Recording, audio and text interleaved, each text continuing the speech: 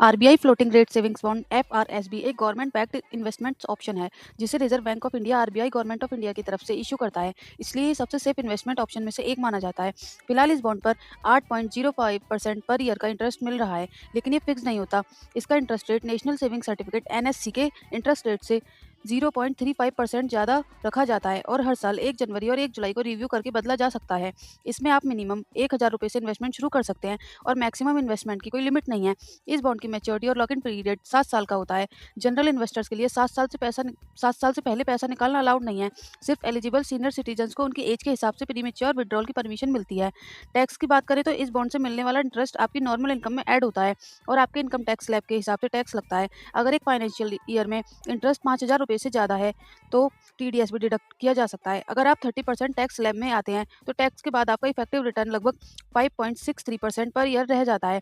ये investment generally inflation को match या थोड़ा बीट कर सकता है क्योंकि इसका interest rate market interest rates के साथ एडजस्ट होता रहता है। रिस्क की बात करें तो ये बहुत ही लो रिस्क इन्वेस्टमेंट है।